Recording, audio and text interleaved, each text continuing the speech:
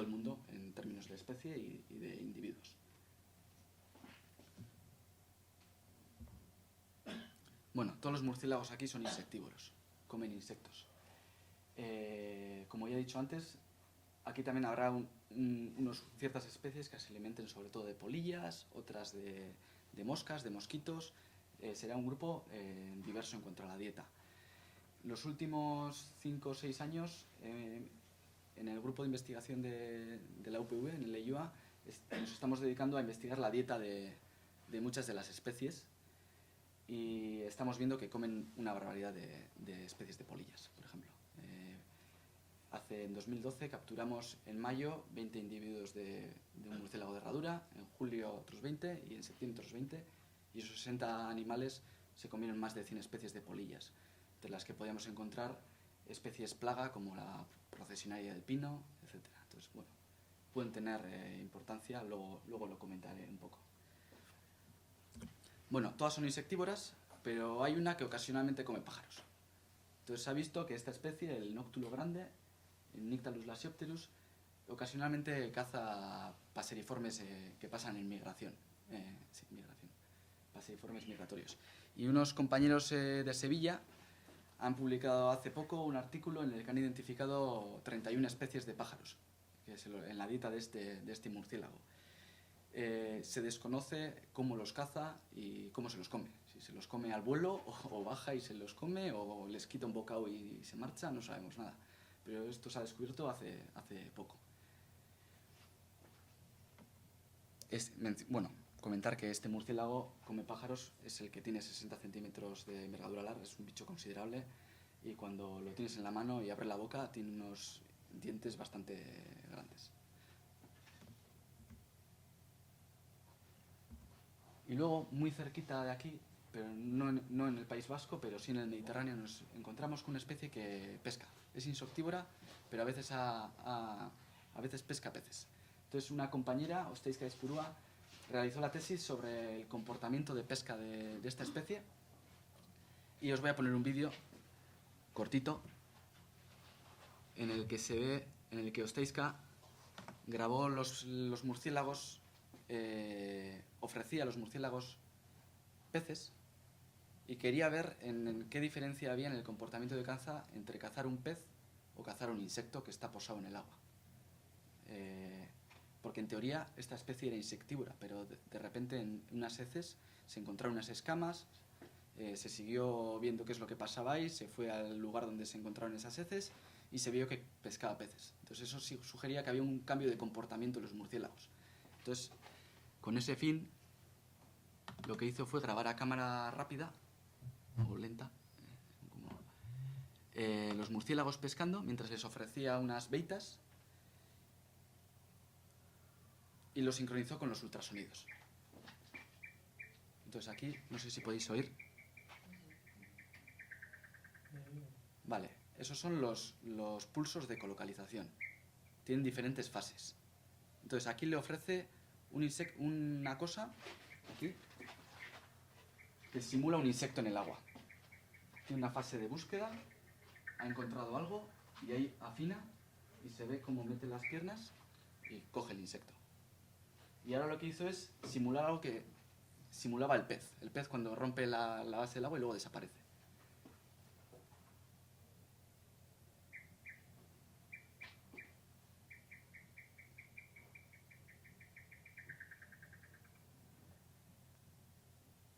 Bueno, aquí se ha repetido el vídeo. No mete las patas en el agua. Y bueno, ha fallado en cogerlo, pero... y aquí sí simula el pez y se ve un comportamiento totalmente diferente. Otra vez las fases de búsqueda, la ecolocalización no la podemos oír, pero aquí está modificada para oírla.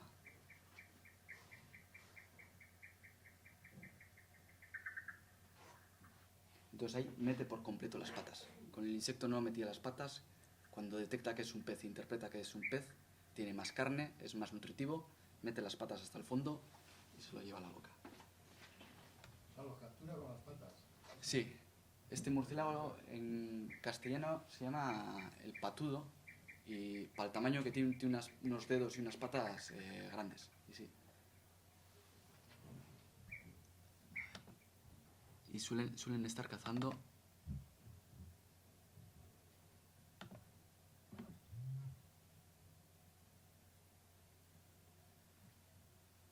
Así. No sé si podéis apreciar. Antes era un zoom, pero suelen estar encima del lago o de la superficie del agua revoloteando. Bueno, esto es en el Mediterráneo, es en Valencia, en Denia, en un campo de golf. El Mediterráneo, como ya sabéis, está destrozado y no quedan hábitats naturales donde podían encontrarse los peces pequeños de los hábitats de pequeños lagos o lagunas lacustres o de agua dulce. En el campo de golf se encuentran esas condiciones que antes podíamos encontrar en un medio natural mediterráneo. Y alguien soltó unas gambusias, que es un pez pequeñito, exótico, han crecido un montón y una colonia que no tenía peces disponibles hace pocos años ha comenzado a cazar peces. No sabemos si ya sabían pescar o si han aprendido de nuevo. Entonces, bueno, es algo interesante.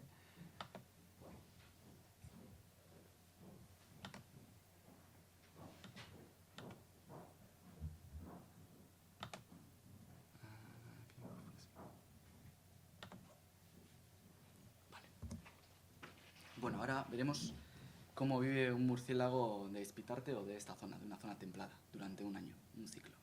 ¿Vale? Entonces, comenzamos en noviembre, los días son cada vez más cortos, las noches más frías y la diversidad de insectos y la abundancia empieza a bajar drásticamente y los murciélagos comienzan a tener fases de letargo cada vez más largas.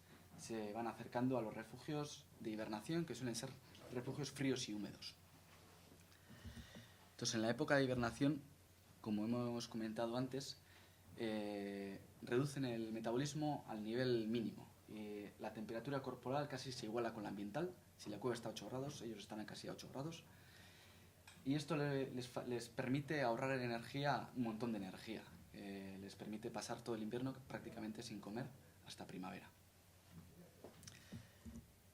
Bueno, según la especie nos los encontraremos hibernando en diferentes tipos de grupos, desde especies que nos las encontramos sueltas hasta grupos más pequeños o grupos enormes.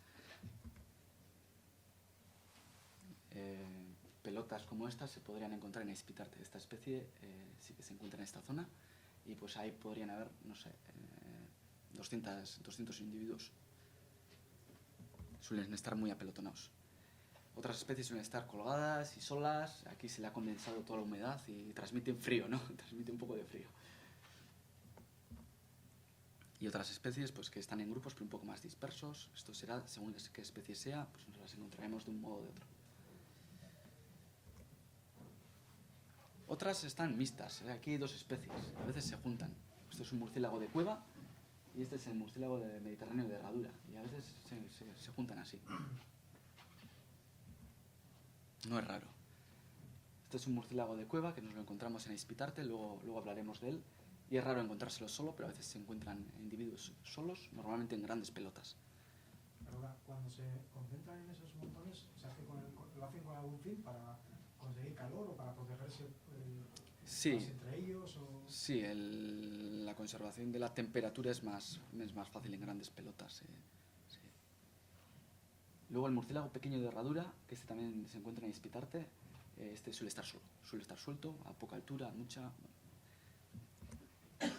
Bueno, de invierno a primavera empiezan a templar las noches, los insectos empiezan a abundar y se van activando y se van moviendo de las cuevas de hibernación a las zonas de cría, a las colonias de cría.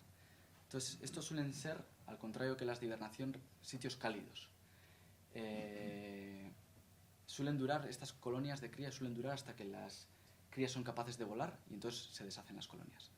Eso pasará para finales de agosto, septiembre. Y podemos encontrárnoslos pues, desde cuevas o árboles hasta edificios en los áticos. Aquí un murciélago de herradura pequeño con la cría recién nacida entre las alas.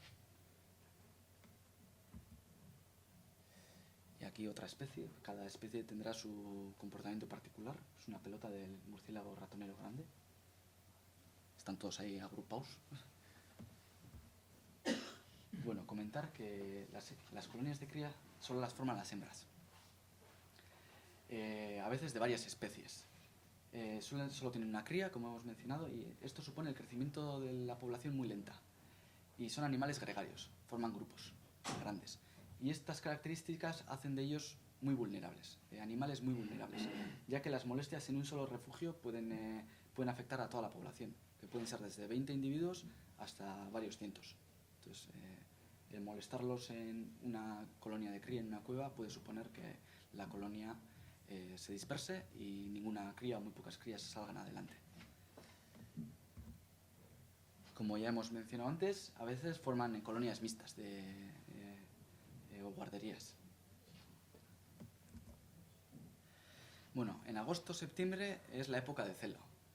Se le suele llamar swarming en inglés y es enjambre, forman como enjambres, animales revoloteando, sobre todo cerca de cuevas con bocas grandes. Se sabe poco de lo que pasa en la época de celo. Nosotros les llamamos las discotecas porque están ahí volando sin cazar, sin aparente actividad de caza. Bueno, pues están ligando y se aparean y se dispersan. Se dispersan y entonces en las siguientes semanas se dedicarán a comer y a hacer grasa, sí, para la hibernación, sí, eso es. Entonces se preparan para el invierno y cuando ya las noches son cada vez más frías tendrán fases de torpor o de letargo cada vez más largas y se irán acercando a los refugios de hibernación y ya se cierra el ciclo. Entonces esto es más o menos lo que le pasa a un murciélago durante el año aquí en Errentería. Bueno, el estado de conservación y las amenazas de los murciélagos. A nivel mundial ha pasado y está pasando un declive de las poblaciones. Y el País Vasco no es ninguna excepción. Entonces hay colonias que están desapareciendo y las poblaciones están disminuyendo en número. Es cierto que en algunas zonas y algunas especies se han recuperado las poblaciones o están estables, pero en general la tendencia es negativa. En el País Vasco tenemos varias especies amenazadas, 6 de ellas en peligro de extinción, en la misma categoría de peligro que el lince ibérico. Bueno, un poco otra vez, ¿por qué son vulnerables? Son pequeños, viven muchos años y el crecimiento de las poblaciones es muy lento. Entonces, si el año es malo, es frío, hay pocos insectos, van a tener muchas dificultades. Y además, si tienen molestias o pérdida de hábitat o de refugios, ya no van a salir adelante ese año las crías. Entonces, la principal amenaza son las pérdidas de refugios. La pérdida de refugios, bien porque se cierran o se obstruyen las entradas de las cuevas de modo desapropiado para ellos, o bien porque hay un yacimiento, o porque es privada, o por diferentes razones, pero según cómo se haya cerrado, los murciélagos no podrán salir ni entrar, y entonces esa colonia pues desaparecerá. O consiguen moverse a otra zona cercana, o tendrán problemas.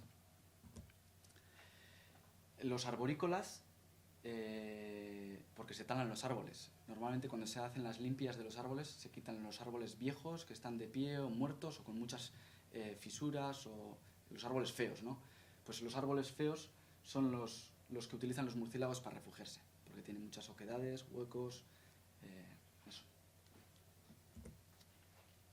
O porque se molestan, porque la gente va a hacer pintadas, a hacer fogatas, a pasar la noche de juerga o simplemente a romper estalactitas para llegar a casa. Entonces, estas amenazas, o sea, estas molestias causan bastante daño en las poblaciones de murciélagos. Porque son muy vulnerables durante la hibernación. Están en el nivel mínimo que necesitan para sobrevivir, ¿no? Entonces, en esta foto, por ejemplo, podemos ver estos murciélagos que están con las patas así. La postura normal de hibernación suele ser en extensión y están colgados. Bueno, esto es que alguien ha entrado o algo les ha molestado. O alguna luz, algún foco o algún ruido les ha molestado y no se despiertan instantáneamente, no pueden despertarse de repente y echar a volar. Entonces empiezan a calentarse y al de 20 minutos, media hora, desaparecen y se van a otro lugar. Este vuelo les supone un gasto energético enorme y puede consumir las reservas que les quedaban para llegar a primavera. y algunos de esos individuos puede que no lleguen a primavera. Son animales muy vulnerables también durante la época de cría, y eso es, cuando imaginaros que hay en una borda, se encuentra una colonia de cría, renovamos la borda, la echamos, lo que sea, ese estrés ya puede causar que o abandonen las crías, que se pierdan, que sí que no salgan adelante. Bueno, la pérdida de hábitat también es una amenaza bastante grande, pero no solo la deforestación, por ejemplo, como tal, sino cambios a nivel de paisaje que disminuyan la complejidad paisajística.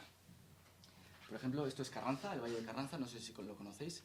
Es un valle bonito, ¿no? Así, con setos vivos, prados, se dedica sobre todo a la ganadería. Aquí hace años estudiamos la dieta del murciélago mediterráneo de herradura, que luego hablaré de él. Él se encontraba en Aispitarte, pero desapareció hace años. Y lo que vimos era, este murciélago solo caza en bosques y en setos vivos. Nunca va a pasar a los pastos. Es de zonas de vegetación. Lo que vimos es que come solo polillas. Pero el tipo de polillas que come varía según la estación, y estas polillas están asociadas al paisaje de forma diferente. Es decir, las que se comían en mayo procedían del bosque. Las larvas que darían a la polilla procedían del bosque. En julio, en la época de cría, procedían un poco de todo el paisaje, de prados, de plantas que se encontraban en las praderas, de los bosques, y en septiembre solo de los prados, de las plantas herbáceas que se encontraban en las praderas para alimentar al ganado. Si el ganadero decide cambiar el cultivo del pasto por monoespecífico, porque la especie de planta esa es mejor para el ganado, es más productiva, seguramente en esa época el murciélago se quedará sin alimento ese año, porque no habrá polillas que solo se alimenten de esa planta, o sí, pero cambiará. Y esto puede afectar, y no sabemos cómo afecta a los murciélagos, pero está pasando. Zonas urbanizadas cada vez más grandes. Esto lo que hace es aislar las poblaciones. Poblaciones que antes se conectaban ya no se conectan, quedan aisladas, y esto crea unos problemas en cuanto a la sanidad, salud genética, y esto dará a poblaciones cada vez más pequeñas y problemas derivados. Los insecticidas que se utilizaban antes, ahora ya no, para fumigar los bosques, mataban a los insectos, no solo a la plaga que afectaba a los bosques, sino a todos los insectos, y se quedan sin alimentos. Hemos realizado algunas grabaciones en plantaciones de pinos en Vizcaya, y la diversidad de murciélagos es muy baja. No sabemos si es por los pinos, porque no hay insectos, o por qué es. Porque se trataban las maderas con insecticidas o tóxicos, y los murciélagos que se refugian en casas, al estar en contacto directo con la madera, se pasa la piel y se intoxican y mueren. Y bueno, una pregunta puede ser: ¿por qué conservarlos, ¿no? Porque es nuestra responsabilidad moral, porque están en declive directamente por causas humanas, no por otras. Entonces, los que igual tenéis alguna sensibilidad con la naturaleza o animales, podéis, ¿no?, darle prioridad a esta razón. Pero bueno, hay de todo. Todos están protegidos por la ley. Deberían de tener un plan de gestión y uno de conservación. No lo tienen. Y desde un punto de vista egoísta, porque nos ofrecen unos servicios, nos hacen ahorrar mucho dinero. Y ahora vamos a ver unos ejemplos. Son necesarios en muchos ecosistemas. En los trópicos, porque son polinizadores. Por ejemplo, de especies económicamente muy importantes como el plátano, el mango, el melocotón, o en la dispersión de semillas, pues de aguacate, dátiles o del agave, que se utiliza para hacer tequila. Entonces están ligados, la producción de estas plantas está muy ligada a los murciélagos, en cierto modo, como el de las abejas y las flores. Pero, volviendo aquí, todos son insectívoros. Y estamos viendo que comen especies plaga que causan mucho daño en agricultura y en sistemas forestales. Para que os hagáis una idea, un murciélago puede llegar a comer 3.000 mosquitos en una noche. Entonces, es mucho.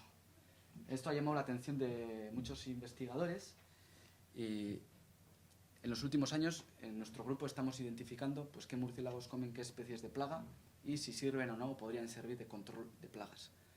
Os voy a poner un ejemplo de unos compañeros catalanes que estudiaron en el delta del Ebro, en los arrozales, el problema que tenían con una polilla, que es plaga del arroz y creaba bastantes daños en las plantaciones y les obligaba a hacer uso de insecticidas.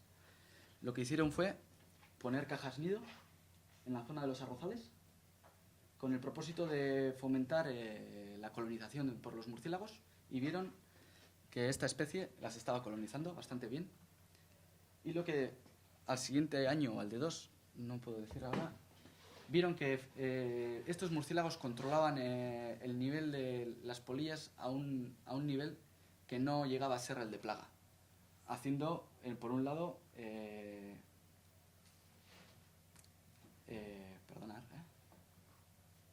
más producción de arroz, básicamente, y ahorrar el gasto en insecticidas.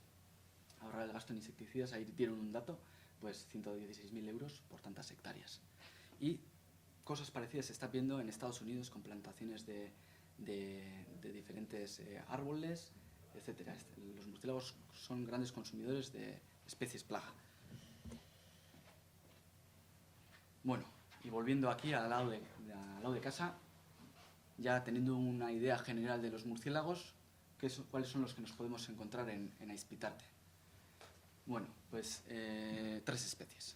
De las 1.300 que hemos visto en el mundo, 25 en el País Vasco, 3 nos las encontramos aquí.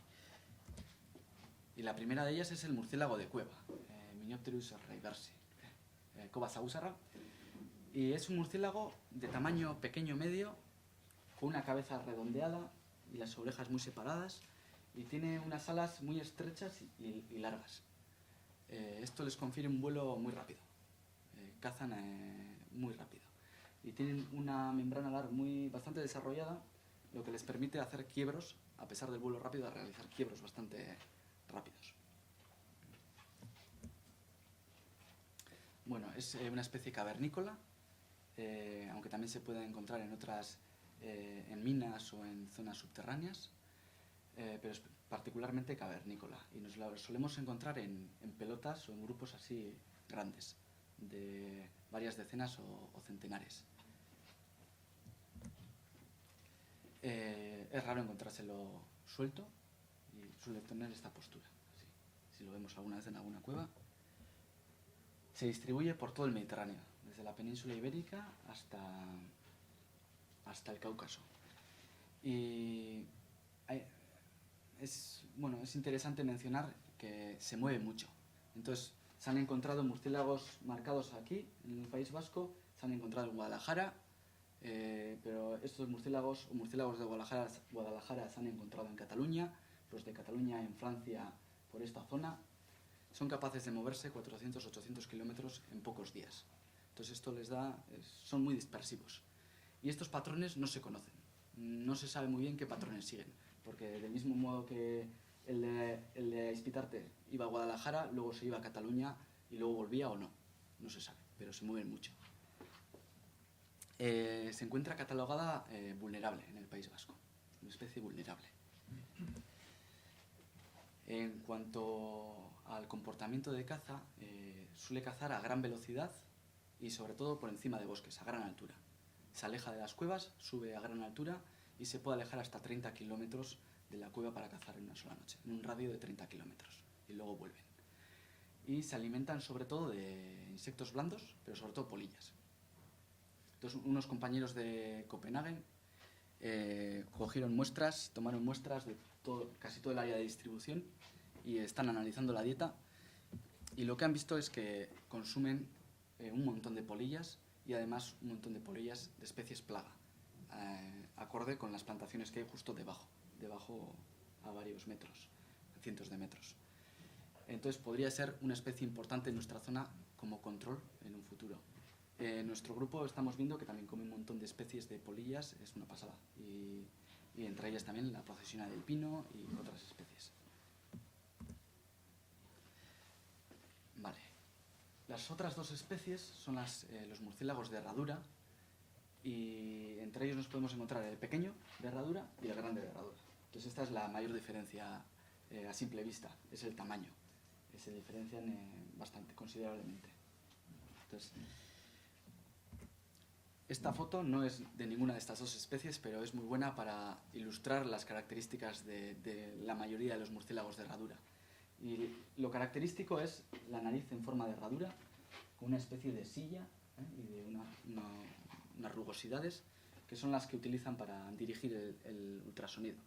Mientras que el de cueva la emite por la boca, como la mayoría de los murciélagos, estos lo emiten por la nariz.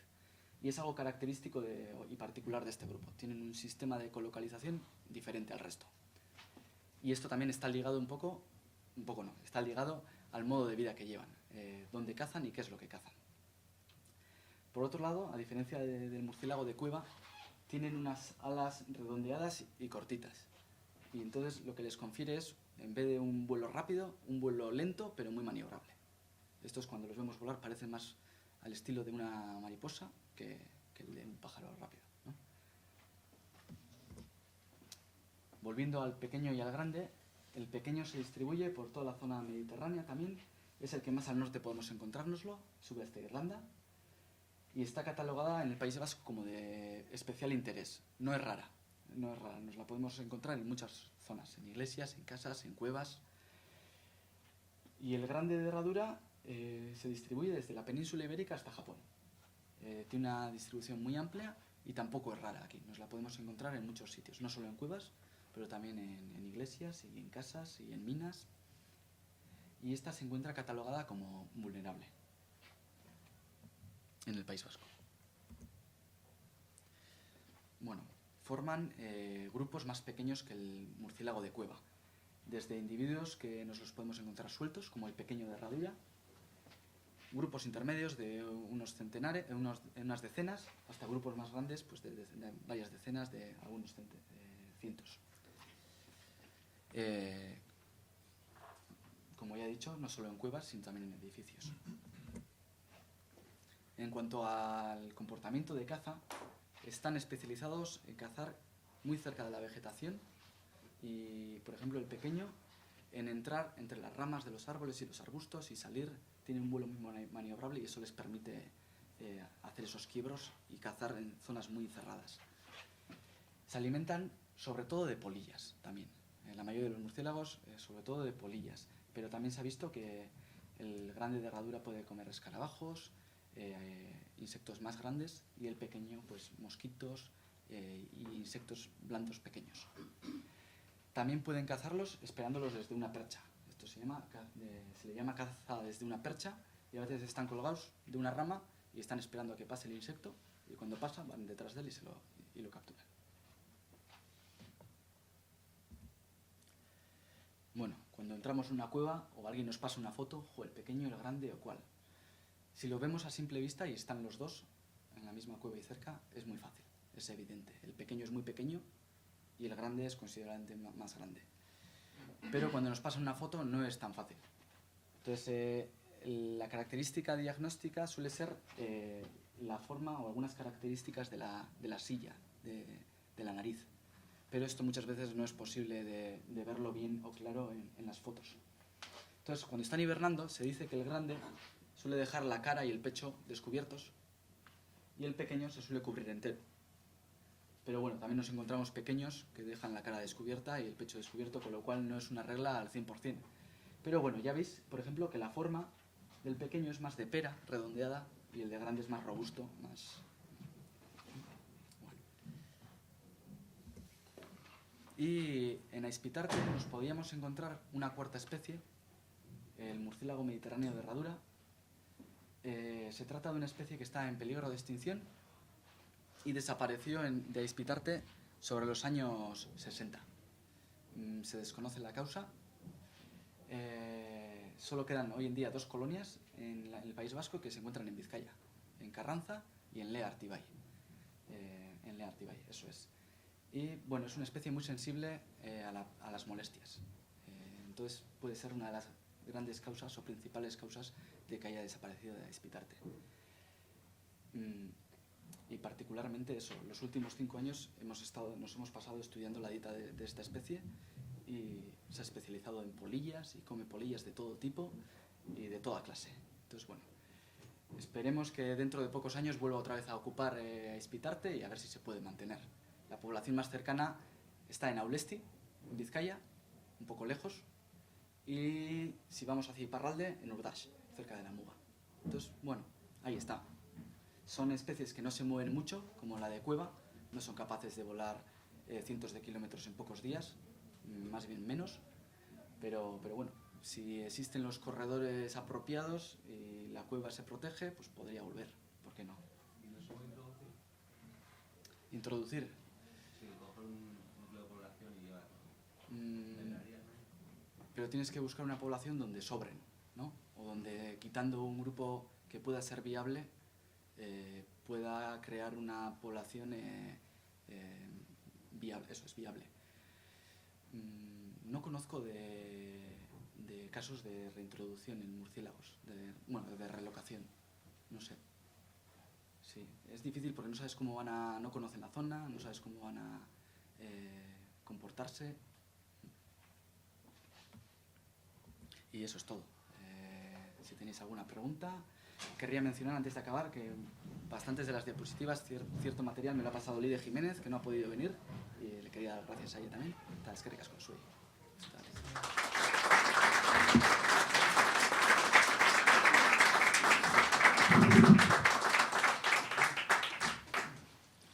Bueno, si tenéis alguna pregunta, este es el momento. ¿Tienen problemas de parásitos con la sangre caliente y el pelaje? Insectos. Perdona. Sí. Bueno, problemas. Según la especie hay especies que tienen muchos parásitos.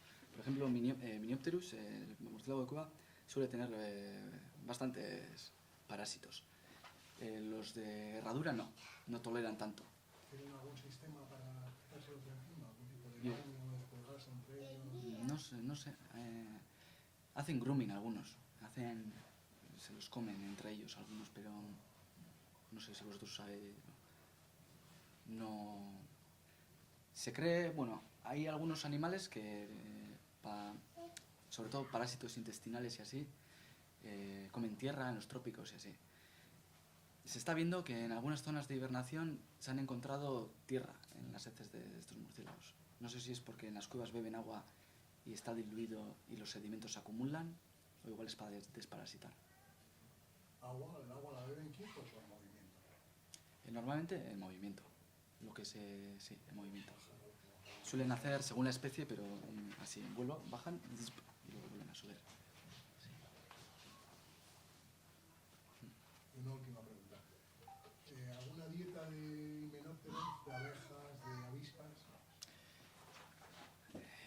Alguna ha salido, no sé si ha sido de cueva, alguna especie. No, en general no. Polillas, lepidópteros, dípteros, neurópteros, coleópteros, según la especie, efemerópteros, sí.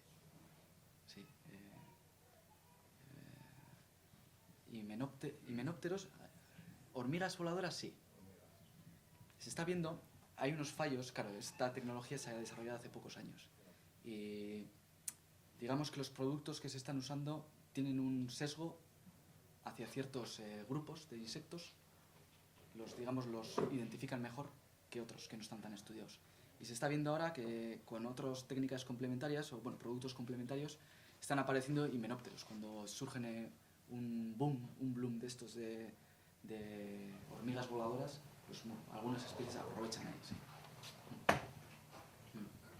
Ciertamente oportunistas, dependiendo de...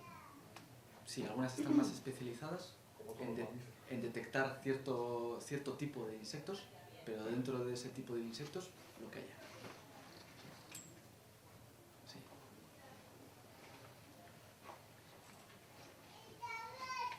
¿Las cajas nido que hemos visto antes tenían alguna forma especial para este tipo de...? Pues existen bastantes modelos. A ver. Aquí. Este tipo. Sí. Sería para introducir por desde abajo. Sí, suelen tener una entrada, una hendidura rectangular, pequeñita, según la especie, y luego dentro se abren un poco, tienen alguna placa de madera y suelen ir al fondo, y suelen estar ahí. Sí. pero según la especie varían las cajas. Son específicas, no vale una típica caja de pájaro, la típica, ¿no? Con un agujerico y tal. No. Es una caja específica para ese tipo. Sí. Sí, algunas suelen tener la entrada además más pequeña para que no entren pájaros o animales. ¿Se puede usar algún diseño para hacerlos? ¿Algún diseño? Diseño de amigos, eso. Sí, en internet hay bastantes. Si te interesan te podríamos pasar. En el grupo creo que tenemos alguna información de... Sí, ahora unos compañeros están haciendo unas manualmente en el laboratorio para el tema del control de plagas y eso. Pero para el control de plagas... Bueno, sí, perdona, estaba... Sí. ¿Hay algún cálculo estimado de los murciélagos que hay en Espitarte? Kalkulatu laike gutxi gora bera? Lehen hitz egiten gara eta ehun bat edo. Eun ale? Ez da egin jarraipen kontinuorik, ez da, eta orduan ehun bat ale kobazuloko sagusarna, espezie batena. Baten. Bai. Hori da, bai, ehun bat ale. Ez dakit zein izango den hurbileneko populazioa.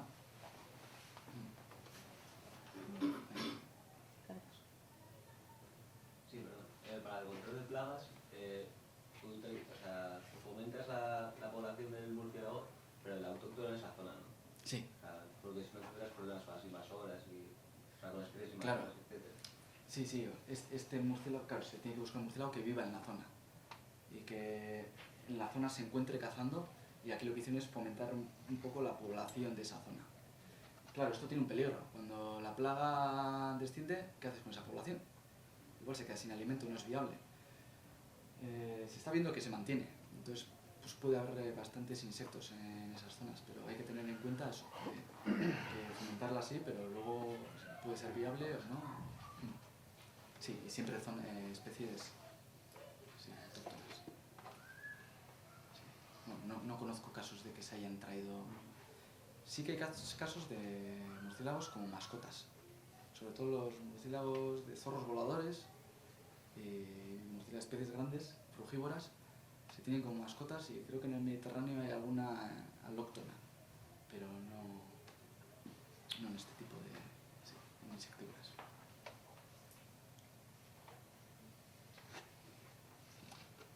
Como mascotas se dejan, bueno, los frugívoros, me imagino, ¿no? Los frugívoros sí. Sí, en el sudeste asiático y en Australia sí los tienen ahí colgados, les dan fruta, el biberón. Sí. Bueno, en el sudeste asiático se los comen. Entonces, ahí, aparte de tenerlos como mascotas, algunos los tienen, pero para comérselos. Los crían. Bueno, no sé si los crían, pero los cogen, bueno, normalmente los matan, pero los mantienen. Pero los grandes tendrán su chicha, ¿no? Sí, pues 1 kilo y medio, pero bueno, 1 kilo. Sí, es un problema, en el sudeste asiático y así se come mucho. Sí.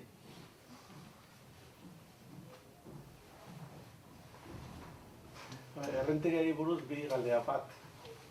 Ze gomendioak udalarentzat Espitarte kudeatzeko, eta bi, baso jabeentzat, ze denak ezagutzen ditugu, jabe pribatu edo publikoak, ze gomendioak mantendu edo berreskuratu ahal izateko populazio hauek. Ni pertsonalki Espitarte ez dut asko ezagutzen.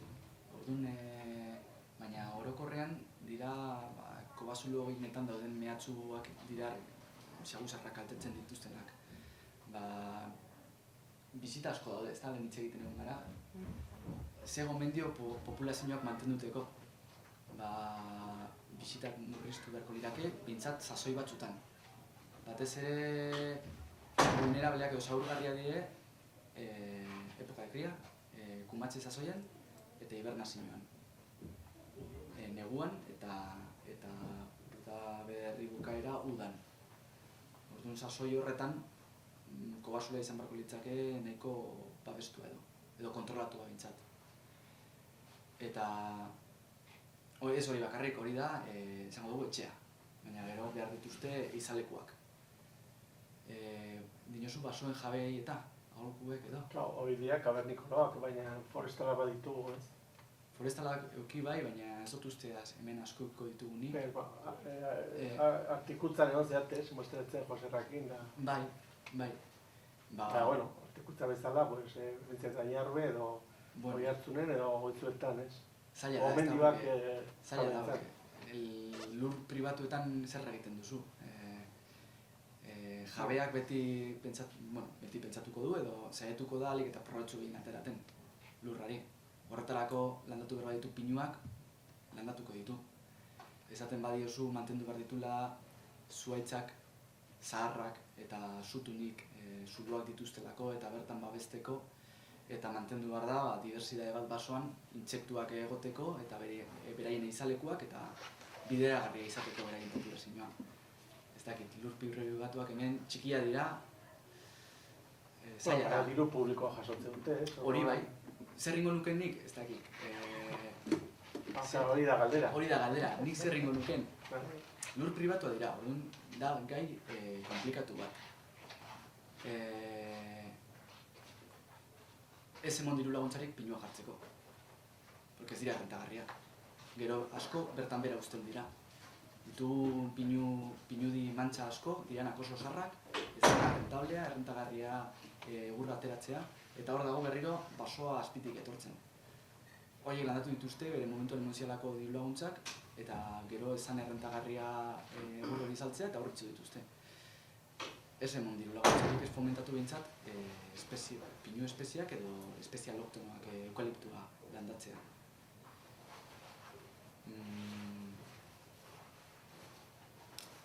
Ez dakit, derrigortu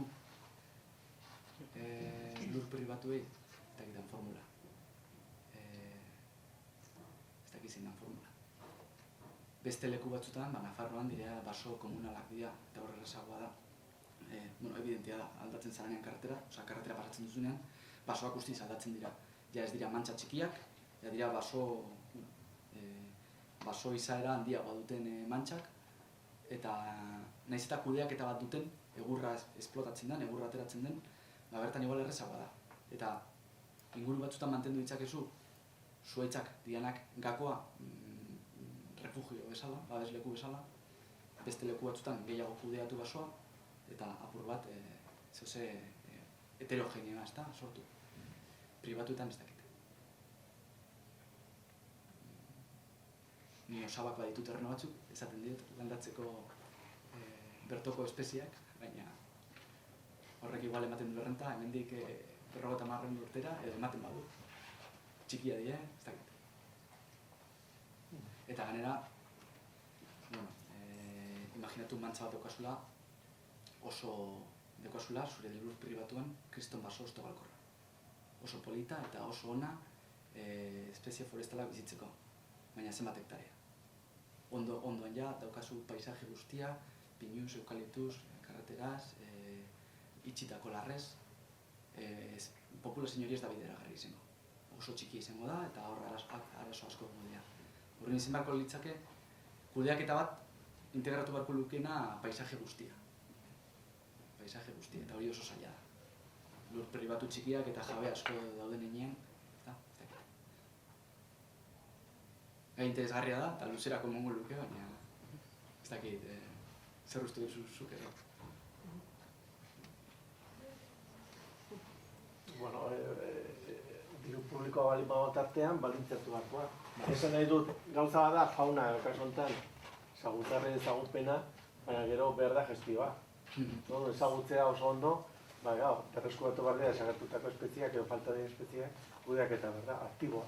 Publikoan, edo Gipuzkoako kasuan, 80% pribatua da, orduan jardunin behar da. Nola, administrazioa deno jaingo dugu, baina ezin da esan pribatua delako bestaldea begiratu. Ez bestaldea begiratu ez. Ze pribatua dira enpresak edo bezalako jarduera ekonomikoak eta baldintzatu eta erregulatuta daude ere bai. Ez erraztu horren beste. Edo industriak, ez? Pribatua dira, baina emisioak edo jarrera, konportamenduak araututa daudela. Horren arautu behar da, ezin da edozein egin nahi duen egin, nahiz eta pribatu izan. Are gutxiago, diru publikoa balin badago tartean diru laguntzetan, ez da? Ez diru publikoa dagoen heinean hori aldatu beharko litzake, baina. esan duzu, 30 kilometro inguru dirikala, ez? Kobasuloko honi, bai. 30 kilometrotan, Aitzitarretik 30 kilometrotara, Bai, ira zenbat hiri dauden, bai, izango dut. biztanle asko dago. Ez, igual izatu lehike men ondoan edo jun lehike artikutza ganera izatzera.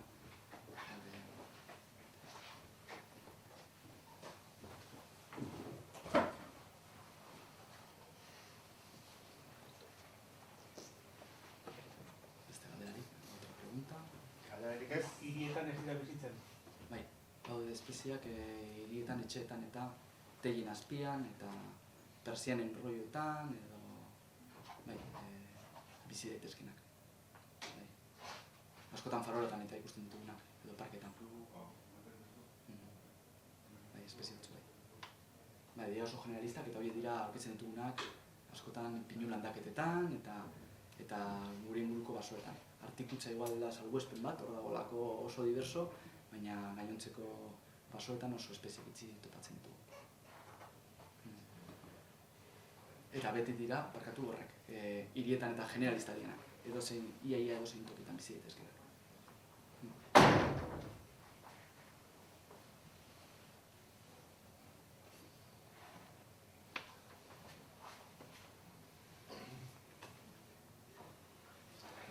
Bueno, eskerrik asko zuei etortzegatik eta etorren zemanagare, mil esker.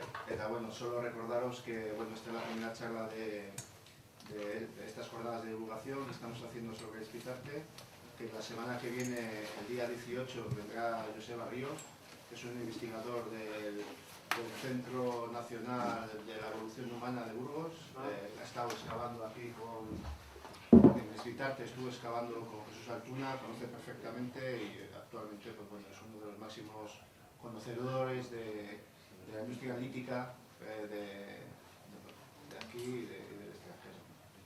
Entonces os invitamos a venir. Luego la semana siguiente, el día 25, también tendremos a Diego Gárate Maidagán, que está en el Museo Arqueológico de Bilbao, que es especialista en pinturas y grabados rupestres.